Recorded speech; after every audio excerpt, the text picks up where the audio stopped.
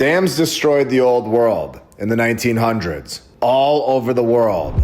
Buildings that don't fit in with the mainstream narrative. Towns that were so out of place. And human remains. Missouri, the Lake of the Ozarks, where more than 20 towns, villages, and settlements were permanently flooded to create the lake. Now saying that the actual number was closer to 8, where we all know that it's more than 20. We just saw that. Including Irontown, Gladstown, Lynn Creek, Sagrada, Zebra, Arnold's Mill, Passover, and so many more, including Stoutsville, located in Monroe County, Victor. We have the names of these towns. Even another town named Florida was flooded. The supposed location that Mark Twain was born, all of it was submerged. It's underwater right now, and it was not just 8 towns, not even close. A massive lie yet again. Submerged and destroyed by the Bagnall Dam in 1931. With structures like this being submerged, the Phantom Steeple Church, located in a town called Old Lynn Creek, which is now, of course, underwater. This man-made lake was formed between 1929 and 1931, the exact years that we've been talking about, creating a 1,100-mile shoreline, all for some power and recreation. Or do you think that it was for something else? The Missouri Dragon is a reservoir created by impounding the Osage River in the northern part of the Ozarks with an average depth of 60 to 70 feet, where we have proof, in my opinion, that this dam was created to destroy the old world and hide what was once there. This was not just some farmland and a few ducks. This was a destruction project, just like we've seen multiple times, where we are all told that before the old town of Lynn Creek was abandoned to the rising lake in the early months of 1931, most of its 100-plus old world buildings, they were all razed, destroyed. Now, why would they destroy all of the buildings if they were just going to submerge them anyway? Did they just show us the true reason for this dam? Burning, as we've seen so many times. Burning the Christian and Baptist churches with their bell towers, old world healing bells, with the stonemasonry structures being knocked down. Why would they do this? Why would they destroy it all if they're just going to sink it? If they just needed to make a dam for some power, why would they go out of their way to ruin all of these structures? It's very clear. They were destroying the old world and needed an excuse to destroy a massive amount of old world buildings. So many buildings that they could never find another excuse to destroy besides sinking them for power and recreation, just like we're seeing right here. You can even see that there's so many old world buildings, they couldn't even submerge them all, calling this one the Ha Ha Tonka Castle, saying that they built this in the early 1900s. And it was, of course, no hesitation at all from the mainstream narrative, destroyed by a fire in 1942. Just 10 years after the dam submerged all of the other old world buildings. We also know that this is a stone structure. Fires don't burn stone to the ground, which is exactly why you put stone around your fire pits. You have stone and brick fireplaces in your house. All of your neighbors don't seem to mind because they're not going anywhere from a fire. Telling us that this place is haunted, of course. We've gone over this as well. Basically just trying to keep everybody away from the old world buildings and to change the narrative about it.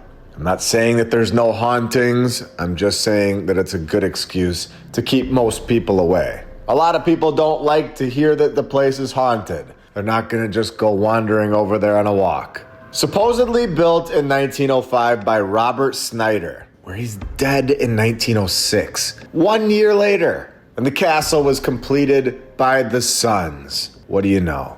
If you've seen all of the episodes at this point, we all know about the Sons. These are classic nods. We know about the fires. It's everything that we've covered. We know about the supposed builders dying during the construction projects. This is a classic story that we've all heard so many times. I believe this is a fake story. You can always believe whatever you'd like, but if you are new, and if you go back after this episode and watch the entire series, every single time that I mention this exact same story from years ago, I believe you're going to be shocked. So if this is the building that we find on a cliff, unable to be submerged, needing to destroy it in 1942 with a supposed fire, with no mention of who and how it burned a stone building to the ground, then what else do you think is under all that water? Lake of the Ozarks, an incredible site for our research. And we are, of course, just getting started. Welcome to episode 142 of my lunch break. I hope you're all having a great day. And if you're new, welcome.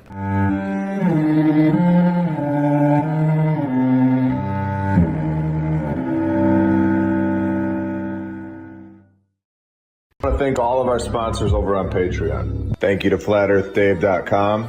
You can check out his app, the Flat Earth, Sun, Moon, and Zodiac app. I'll put the link right in the description. And you can use my referral code, MLB. If you click the Tartaria button, you'll see the My Lunch Break playlist right here. The app is awesome. Thank you to Rebecca Kay, David and Sherry Ferguson, Chuck Templeton, Joy Lee, Stephanie Nolan, the Burlesons, Edwin Rice, Charles Kruger, Dan Woodall, Dale, DJ Clicktrack, Jacob Law, Jim Ribley and Christine Duggan, Kyle Glasscock, PKTFnews.org, Ben Dries NL, Natalie Shippenoff, Melissa Edgar, Biggles, Clayton Lamar, Double Task Homestead, John Adams, Robert Sozolins, Attila Power, Forbidden Gecko Love, Justin Grobner Grubb, Leah Strong, Dakota Dunn, Jason Hochberg, Marie C., Michael Dingyu, Patriot Armory, C3SCOB, Jeffrey Temple, SonyaDane.com, James Alt, Bucksui, Jason Press, Suki Warrior, Miggs, Mark Chapman, Muji and DeClan, Ariana Oates, Nathan Burba, Ski, Beacon of Truth, Liberty's Arborist, Thomas Thorpe Peterson, Zinger Coffee and Tea, EvelynMcGregor.com, Emily Maryland, Curious Cat, Mike D,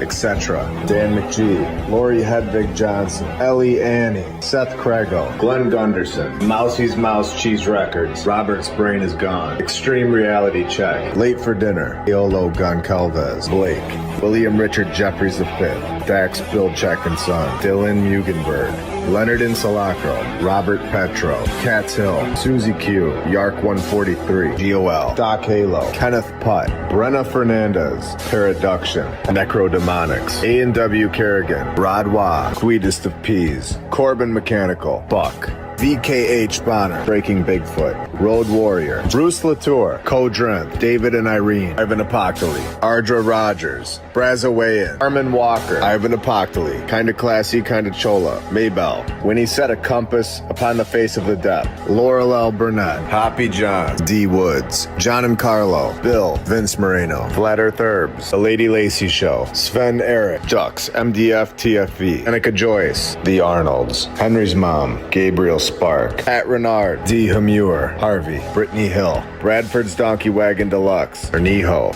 Brian Whitaker, Trevor Cashin, David Torres, Lucy, Shiba Shaba in the Darkness. You guys are all awesome and helping this channel out a lot. Since the towns were all flooded, they were all dismantled before they let the water in. You're not going to see anything. This is exactly why they destroyed it all before submerging it. It's clear as day. There's no question about it. They knew that someone down the line, all of us, possibly somebody in our group, possibly somebody in our community, was going to get their scuba outfit on and check these old world buildings out and see if there's anything in these old world towns. And people have done this, and they say they didn't find much. Exactly how they wanted it. Destroyed and gone, erased from our timeline. Lake of the Ozarks, now a massive summer destination with over 3 million visitors each year.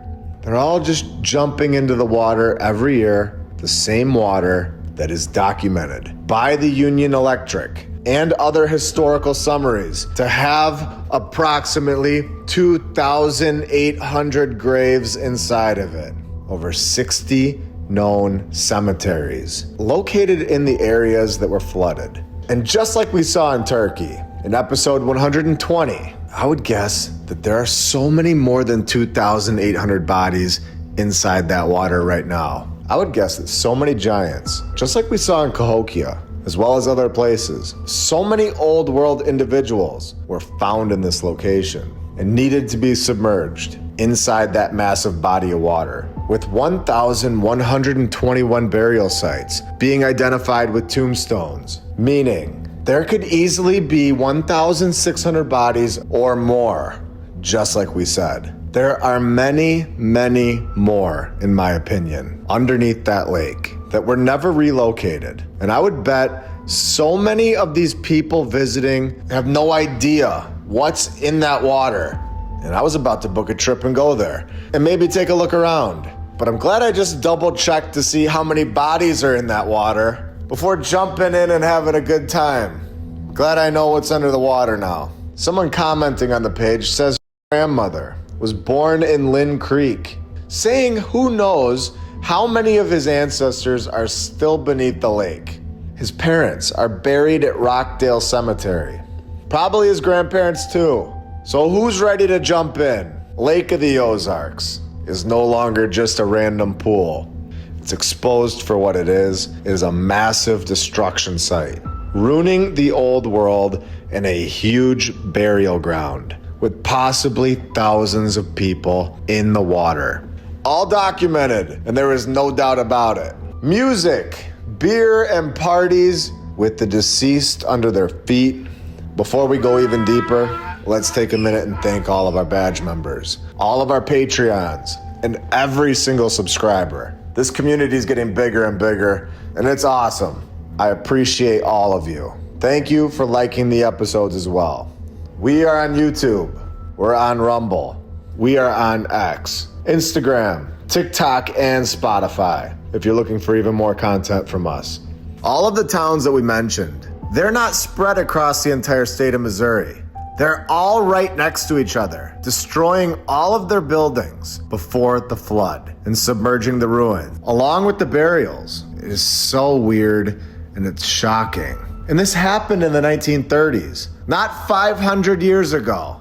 Yet it was never talked about in History 101, 102, or the Donkeys Incorporated class on Tuesdays that told us all about the huts of the 1890s, the Oregon Trail, just taking it one step at a time through the rigid trails with no water and just living off of mama's chicken pot pie, heating it all up by rubbing two sticks together, all just to die from a disease in the 1800s. Hiking through ponds and making little Johnny push through the mud because Seabiscuit just couldn't get it up the hill.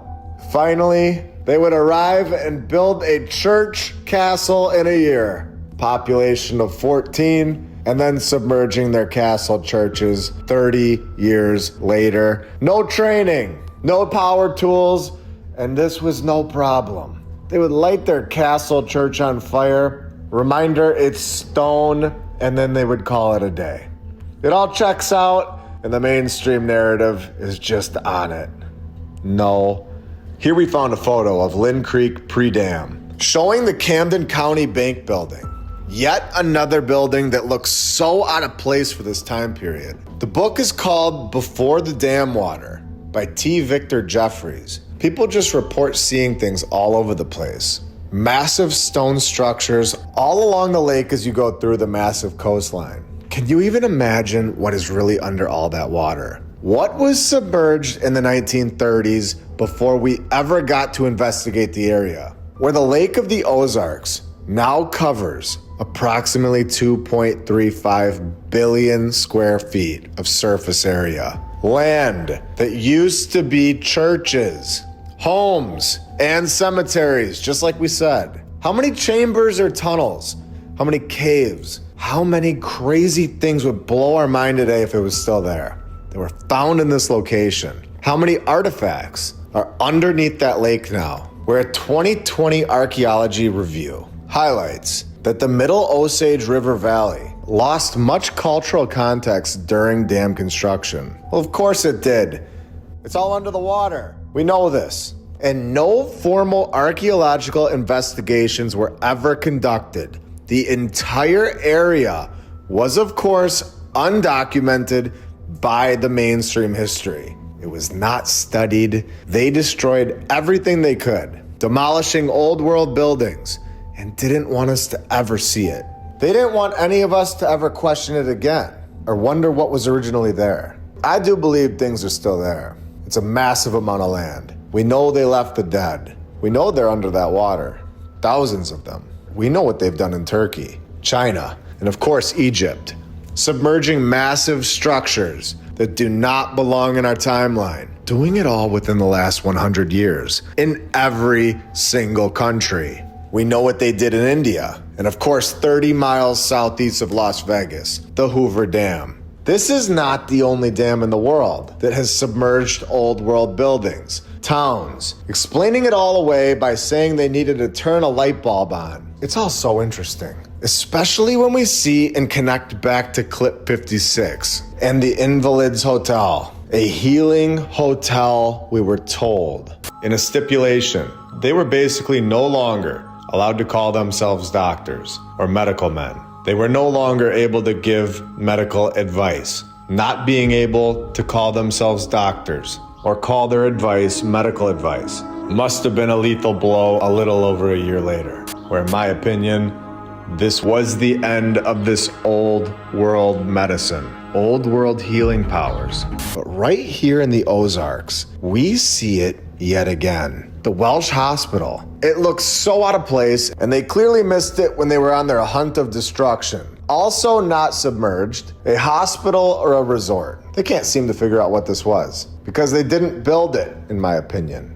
They found it. Using it for all kinds of things, we were told. A campsite, power supplies, resorts, and even hospitals. We're in 1913, 18 years before the flood. We are told that this doctor bought this place. He believed that the spring water had healing properties. This location would be perfect to heal asthma, emphysema, and tuberculosis. And he said that it worked. They said that he was the builder of the structure. I don't believe that one bit. The master builder doctor of the 1913s in the middle of the forest. He was the finder. He found a health spa, an old world location that was dammed up so that the water would close off and force more air out through the cave opening into the hospital. A science and construction method that we do not use today. Not even close. A way to breathe the fresh air of the cave. It was so successful that it was known as a healing resort. Expanding the cabins and a campground. Times were so hard. And travel was so difficult to get to remote places like this apparently. Yet constructing this place with no problem at all. Getting all the stones to the site from a random unknown location. Into the middle of the trees in the forest. This was no problem at all for this guy. The shipping company, which is fully undocumented. The architect, this doctor of course. The construction team, who knows who it was. Dr. Dahl did it all. According to the mainstream narrative, he had it all covered. This guy shows up from Illinois. He finds a cave in the middle of nowhere, and he buys the land for $800. Dams the spring, and then builds a stone and concrete hospital into the side of the ridge without any equipment and no electricity, no contractors, and it's still standing today. Just a random Illinois doctor in 1913. He was just out there smacking that cliff perfectly to quarry that stone, creating foundations, and then building the water diverting dam to force cave air into the hospital. No construction crew ever documented, no blueprints. How about no? A much more logical explanation is that this guy found this structure and it was from the old world, and then he built the campsite around it. It was already there, and this is not the work of some random doctor with no construction background. This guy was not a builder. We are even told right here. This is all according to the National Park Service, an official website of the US government, by the way. So you can check it out yourself. But right here, and you can't make this up, it's located in the Ozarks, where it was rough and unpaved, making it difficult to even get to the location. I'm blown away. And the good doctor died in 1940. The family didn't even want the resort after he died. Where many people at the time believed in the healing qualities of the cave air and spring water, an incredible location, a massive vacation destination that millions of people don't fully understand today. And they're going to be swimming in it all summer. Old world structures below their feet in the dark, bodies buried below them, and they have no idea that they're there. A location that was completely destroyed, finding ruins all along the side of this water. This happened all over the world, destroying our true history. And did anybody see what the national park said? Right here at the bottom. Years earlier than 1913, a tuberculosis sanitarium had been built or found in Mammoth Cave, some 300 feet underground. And we are just getting started, I guarantee it.